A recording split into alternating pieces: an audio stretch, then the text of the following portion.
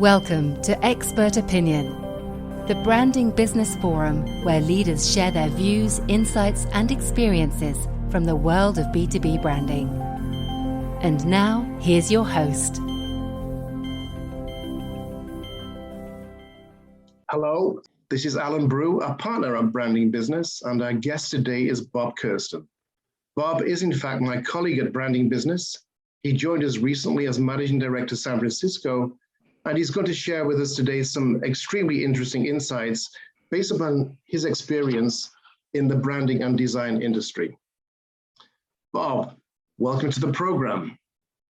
Thanks, Alan. Great to be here. So Bob, you bring to Branding Business a very wide experience in the branding and design industry. You've worked at firms such as Landor, Enterprise IG, Addison, and Profit. They are the big players. But you joined Branding Business from a smaller company which specializes more at the consumer end of the branding spectrum. Whereas we at Branding Business specialize in business to business. There's a big question, and a question that we get asked a lot in with our clients is, what are the differences between the two? Business to business, business to consumer. Are they the same? Are they different? Where are the similarities? Right. Well, as you know, at a macro level, regardless of industry, there are commonalities such as, branding helping to drive differentiation, relevance with key audiences, accommodating and leveraging industry trends, right? And building that clear, crisp, big idea. But yeah, that being said, there are some significant differences on the B2B space. Things like B2B having more audiences to consider beyond customers, things like shareholders, regulators, communities, just to name a few. Not to mention there being multiple customers, if you will, in the B2B space. There's those buying decisions are made by groups of people, and the sales cycle is often long and multi-dimensional. You've got procurement, engineering, the director level to the C-suite involved in these B2B decisions. And then you layer into that those buying decisions, that those brand decisions factor in a fair amount of functionality and performance. And in the B2B space, it can't be all branding identity led or persona or emotional led. Of course, it has a role, but there are performance and functionality factors that play a role. So that doesn't mean that we can't create big, emotive, visionary, powerful brands in B2B. We do. We just have to accommodate a number of tangible components as well. And I think I'll end with, there's the complexity of the offering on the B2B side of things. We often are having to brand a professional service or medical equipment or enterprise cybersecurity. And that can be a bit more involved, of course, than if you're trying to brand laundry detergent or cookies, for example. Thank you, Bob. Excellent point. Very often, some of our clients are in what we call the business to professional end user space. So it's not just B2B or B2C, it's B2P, professional end user. And that's generally in the service area, financial services, healthcare, where there's some informed end user, an individual that has a need to know something, but it's not B2B, certainly. Given that, do you see the gap between the two disciplines closing, or will they stay the same at the poles and focus more on the service end of the spectrum when we get to those industries such as healthcare and professional services, where there are people involved that directly connect with the brand itself? Yeah, no, that's a great question. And I think something that we've all been in this space been accommodating for some time now, that the best B2B brands in the world have been successfully carrying over consumer branding philosophies into the B2B world. They've introduced storytelling more effectively. They've introduced more compelling and emotional and more human messaging and expressions. And they've moved towards selling the benefit of what they provide, not just the functions. And they've come to recognize that there's a person at the end of that B2B, right? It really is B2P, if you will. Mm-hmm. And that buyers and influencers, and society, they want to know where you stand on big issues. They want to know who you are and what you believe in and what makes you different. So I do think that matters. And I think, to your point, there's, it doesn't often end at the B. It's B2B to C, right? So more and more, our clients and our customers, they need to be able to demonstrate to their end customers that they understand the kind of ultimate end use, or how that service or product plays out with an end user, for example. So I think you're right. I think that, the gap will continue to close. There'll always be some differences, of course, but I think the gap is definitely closing. That's a really interesting point, Bob. This merging or converging, if you like, from B2B to C, that you cannot discount or divide the gap between the business audience and the consumer audience, because they're interested too in what an organization does, its values, what it stands for, its purpose, as we're all talking about now, and its diversity policies. They want to know exactly what the organization stands for. So this gap is certainly blurring. But looking back over your career, Bob, what would you say then about branding and its evolution? Where is it going?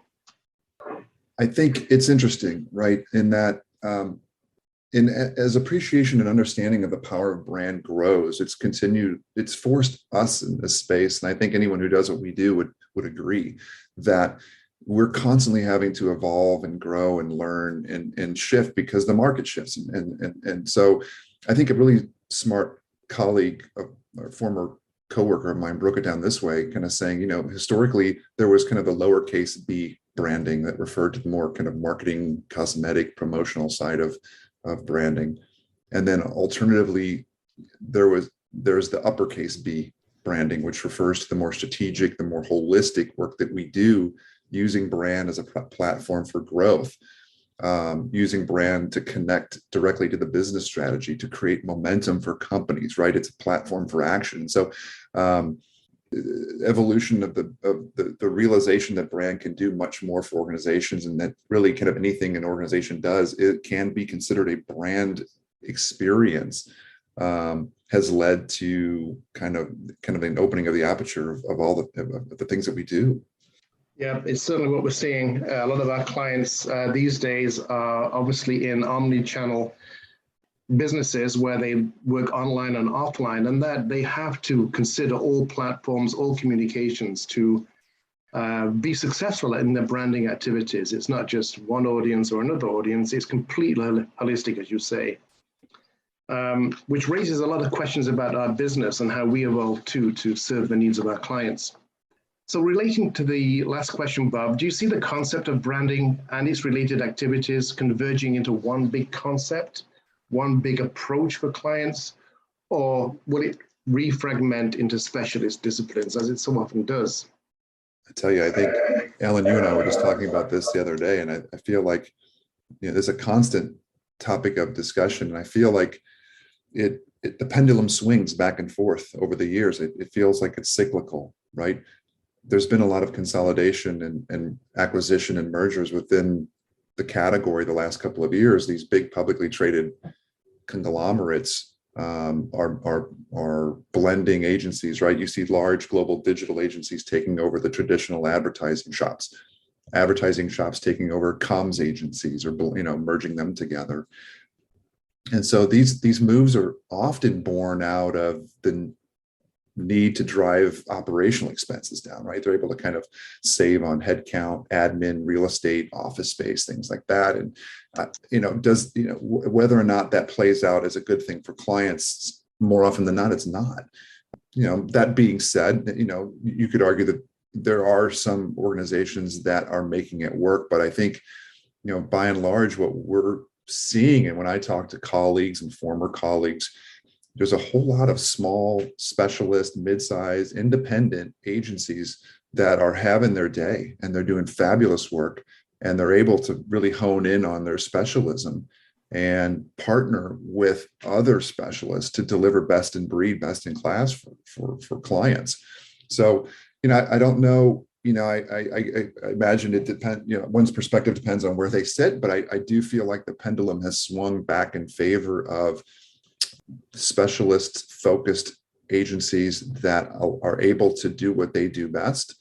But again, I think also, time will tell. I know it sounds like I'm hedging, but I think we'll see if the cycle kind of carries on, and maybe we're talking about something different in five years from now.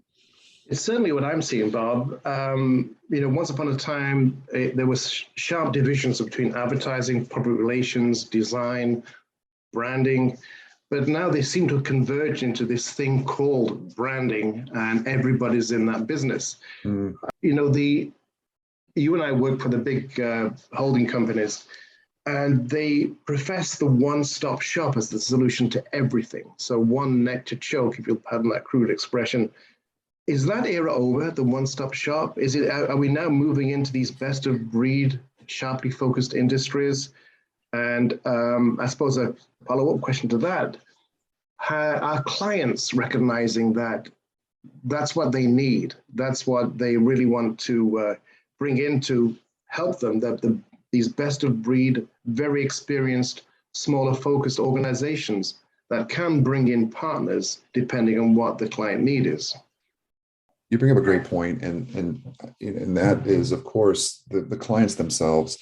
And I feel like what we're seeing are increasingly really, really talented and smart and capable practitioners, right? They're marketing. They're not just marketing operators. They're actual marketers, and so they're able to identify best in breed practitioners, whether it's advertising or media buying or digital or what we do in brand strategy and identity and creative, and they're able to really select the right fit for what they need in those disciplines and manage those things, as opposed to going out and trying to find a kind of one big group that proclaims to do everything. So I feel like if this, the trend will continue where we have very sophisticated clients who understand and are able to vet what exactly they need, this trend may continue where the specialists will continue to get traction. I do agree. I think it's becoming more and more apparent to clients that the best way to get what they need in terms of a set of capabilities is to look at organizations like Branding Business, in fact, that have related relationships with all specialist organizations that they can bring into the project or the relationship if they need to. And the day of the so-called one-stop shop may be over. I think that agencies have gotten better at working together, right? As we've had to learn what each other do and how we fit together and how we can really provide value and build off what the other one provides. I think, that has probably helped agencies like Branding Business, who are specialists, to continue to win more, right? We've gotten smarter and more capable as it relates to collaborating and partnering with other agencies. Yeah, I do agree. I think the argument is broken. I think everybody now can see the veil has dropped. It's a very transparent world. You have to be who you are and what you are. And I think especially within the world of Zoom and technology, bringing people into a situation. I remember the days, Bob, when we tried to look like the big players, show the dots on the map, and profess to be everything to everybody. I think those days are thankfully gone, and we're very comfortable now being who we are and do what we do in a very, very focused way and bring resources into a situation as they're needed. And thank goodness for that. No, great point. Well, Bob, I'm looking at the time. I don't want to take up too much of your time, but I do want to ask you two remaining questions. The first one relates to the breadth of your experience. What has been the most satisfying client experience for you? What client has given you the most joy and the most fulfillment in terms of what you've been able to do for them? You had warned me that you were going to ask me this, and it's a tough question. Mm-hmm. I'll say this, it's hard to narrow it down to one, but I think, those clients where you're really able to partner with them and really are in a position to affect change. I think, a couple of them stand out. One is, having been a part of a wonderful team that served Barclays out of the UK, the British bank, did a lot of work on the institutional side, whether it was naming, brand strategy, merger and acquisition related, product development, sponsorship, even, when Barclays bought the naming rights to the Barclays Center, getting to be involved in that brand development and its launch that got to, included at the time Mayor Bloomberg, Jay-Z, Frank Gehry. Was a wonderful experience. So that was an incredible experience. And then there was a couple of other programs that, one was a spin-off. It was a payment technology brand that spun off from the parent. It was called Vantiv. They're part of FIS now, but again, great leadership, great client, really wanted a partner, and we gave us a seat at the table to really help define the mission, vision, purpose, values of the brand and drive that in terms of its launch.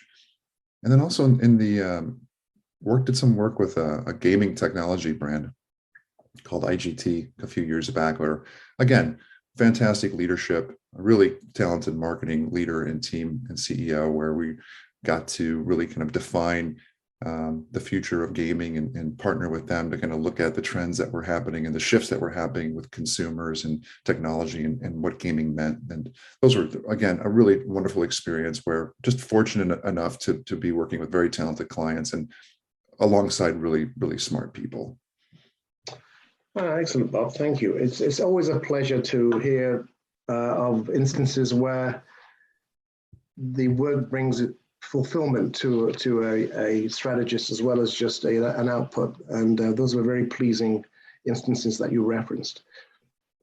Final question, Bob. And you joined this industry from the oil and gas industry, or certainly an energy company called Clark Oil, based in Chicago, where you began your career, I think, out of college. That industry is undergoing a significant change in terms of its rebranding, its repositioning against climate change, sustainability.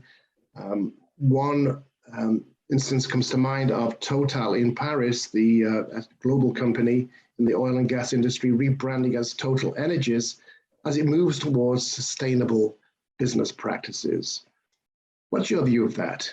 Is it going to continue? Is that just Total doing that, or what, Bob? That's a really big question. I'll do my best to keep this succinct. I was fortunate enough to work with Devon Energy out of Oklahoma City on a large rebranding some years ago, as well as with Tesoro, and I've also worked with some other organizations in the oil and gas. It's a fascinating space. It's a fascinating category. I think BP and its missteps with the Deepwater Horizon, I think kind of really a signal to the oil and gas industry that you've got to back up your words, right? If you're going to promote being more beyond petroleum, if you're going to talk about sustainability and in the environment, you've really got to walk the walk. And so, and given the push to EVs and the push to in society overall, to really kind of focus on climate change and focus on the environment, it's a difficult position that the energy companies are in. So I think in this day and age of transparency, it's really important to be forthright and realistic about kind of how far you're going to reach as an oil and gas company to promote what you're doing, and to be honest about what you're really able to do. It gets back to what we talked about earlier around when it comes to branding, you got to think about it's not just a cosmetic promotional message you're putting out there. You've got to be able to live whatever promise you're going to put out there. And if you're going to talk about going beyond petroleum, whether you're Total or whether you're Chevron or whoever you are, you've got to be able to back it up and demonstrate that if you are moving into solar, if you're moving to electric, if you're moving into nuclear, whatever it might be, wind farms, you've definitely got to go walk the walk and show the evidence and show the proof that that's in fact what you're doing and where the business is headed. Great insights, Bob, and that's the topic that's probably worthy of more conversation at a future time. I think we'll end it there. This has been another edition of Branding Business. Thank you, Bob, for joining us today, and wishing our listeners a very happy and successful 2022. Absolutely. Thanks, Alan.